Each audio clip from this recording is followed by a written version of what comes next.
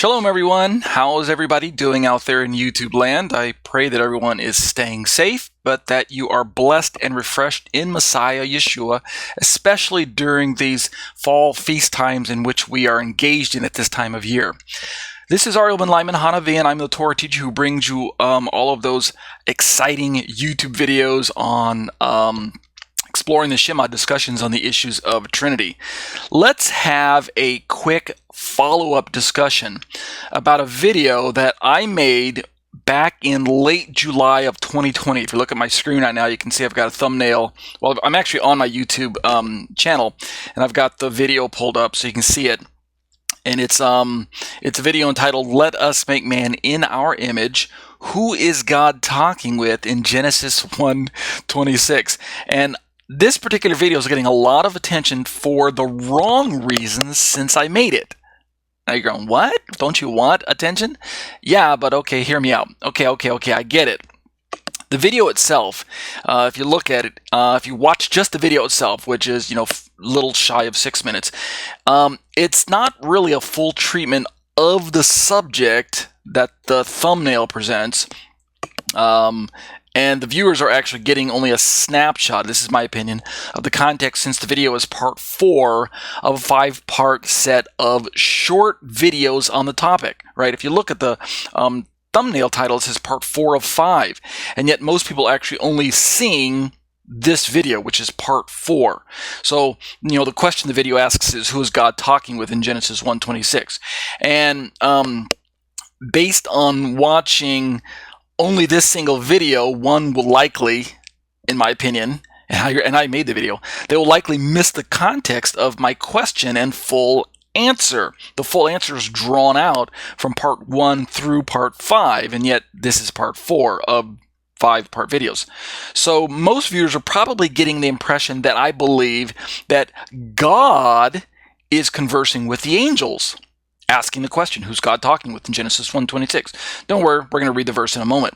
So they believe that I'm answering the question that God is actually talking with the angels. But I ask, is this really what I believe the verse is teaching? So keep watching this follow-up video, which is going to be longer than 6 minutes, obviously. It'll probably be 10, 15, maybe even 20 minutes. I'll see what I can do to cut the time down. But do me a favor. This is probably going to be about probably a 4 or 5-part set video. I haven't decided yet if I'm going to break it up into 4 parts or 5 parts. But either way, do me a favor. Watch all of the parts to get my full answer. Understand? Don't just take one slice of the video part and go, up. Ariel says XYZ. Okay, Ariel may not be saying XYZ unless you listen to the whole set, and then you realize, he's not saying what I thought he was saying. He's actually saying something different. Got to listen to context, okay, right? Context is king. So if you look at the comments, there's 48 as of the recording of this particular video, and I've decided not to blur out any of the names of the those who are contributing to the comments because, hello, after you leave a comment to YouTube, obviously you need a Google account to even leave a comment. Well, then it's public to anyone anyway. So why do I need to blur out anyone's IDs there? So you can see the different the different comments that have been coming in, and I'm happy for all the interaction. Don't get me wrong, I love interacting. I haven't even had a chance to reply to everyone on this particular video. I'm going to do my best to go back and make replies to everyone, but I wanted to make this video first and then be able to go back and make the replies to everyone who made comments and use this video, this follow-up video, as a reference in my reply. Okay, make sense?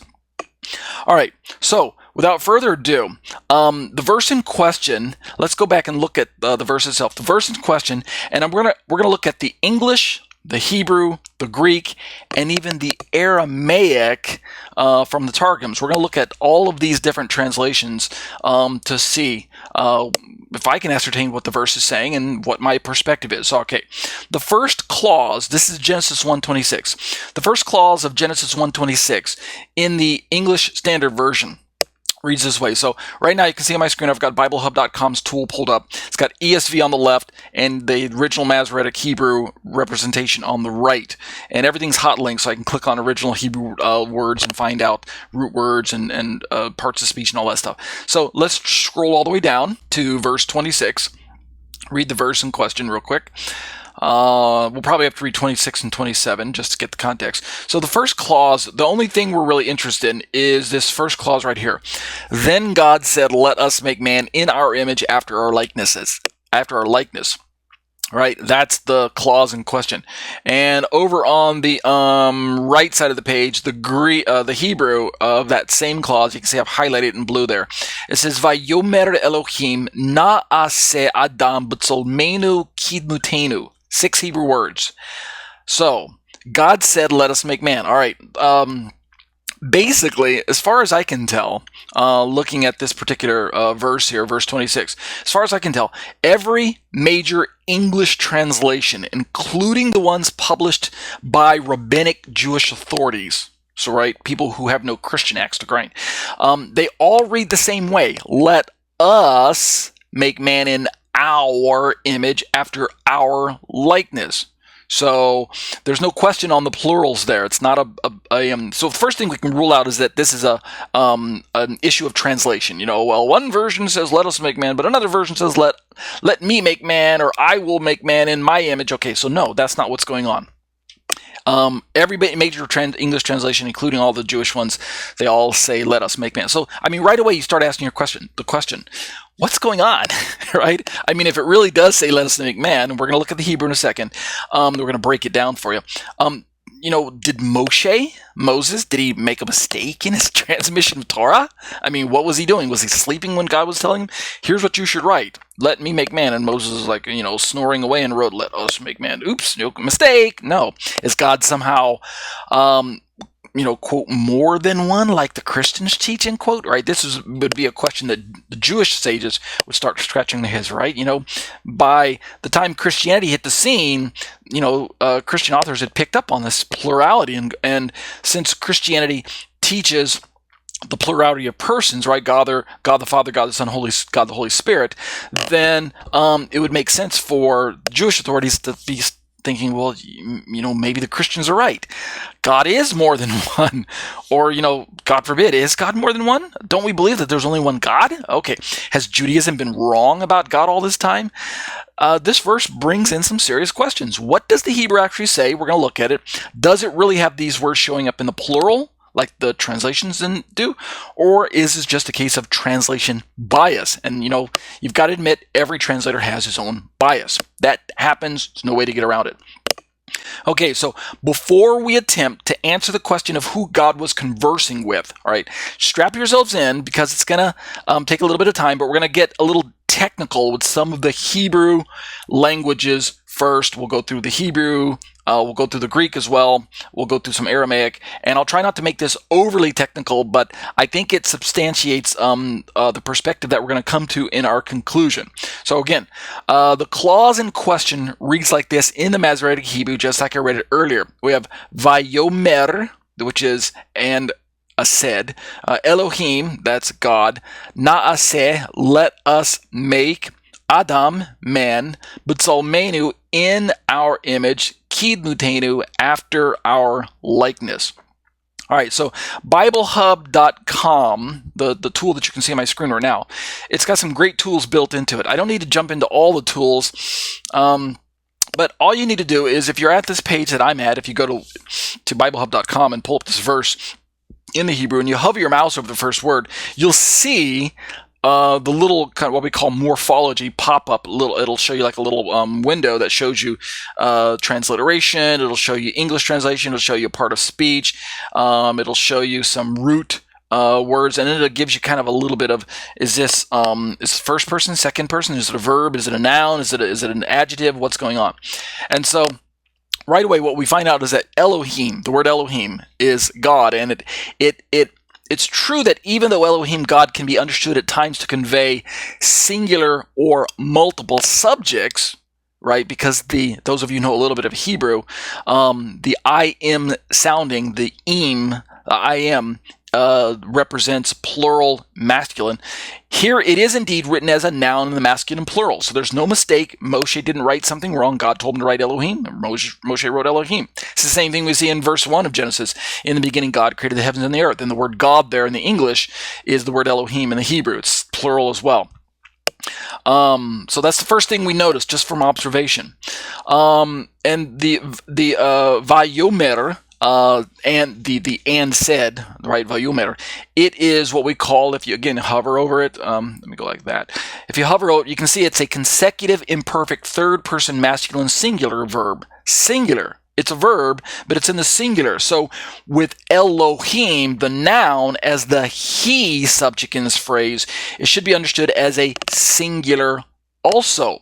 So Vayomer, and he said, or and God said, Vayomer, and he, Elohim, said. That's how we should be translating it. All right. However, if we drop over to the third word, jump over to the third verb in the Hebrew clause, the na'aseh verb, what we would translate as make, it's written as an imperfect cohortative, if contextual, first person common plural. Plural. It's a verb. It's in the plural. And thus, it should be rightly translated into the plural. And this is because of the first nun there, the first letter, what we would say is the letter N. The rest, the other three letters there's four letters. The other three letters are really make, but the nun tells us it's a plural. So let us make, or we will make. So it's accurate. Let us make. Let's keep going. Adam, the noun, or Adam in the Hebrew, let us make man, or let us make Adam after our image. It's really mankind. It's in that sense, even though it's a singular noun.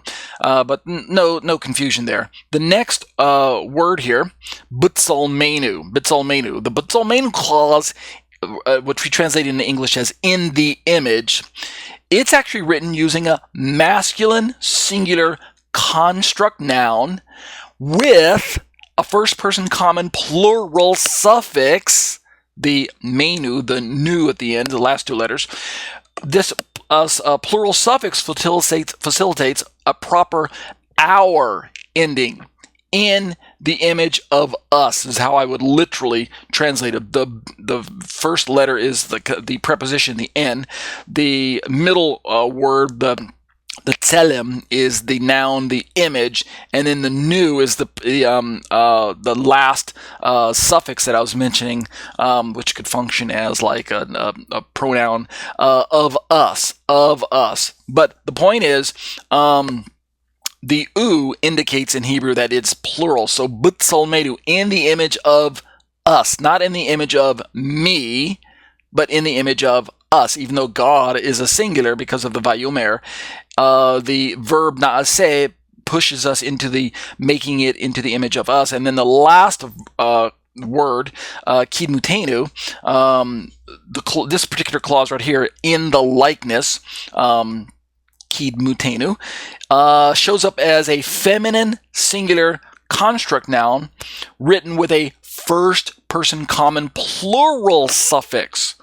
So the suffix this time is again plural, and this means that it's going to be just like the previous word. In fact, it's the same plural construction in the pronoun there. It's the last two letters, the nu. Same here, nu. What does it indicate? It means in the image, in the likeness of, not me, not singular, but in the likeness of us. So that's the technical side of the Hebrew. Vayomer Elohim na'aseh Adam b'tsalmenu kidmutenu. Let us make man, right? Na'aseh, in our image, or in the image of us, b'tsalmenu, and in the likeness of us, kidmutenu. That's what's going on in the Hebrew. So no question there. And just to be thorough in our investigation, why don't we take a peek at the Septuagint?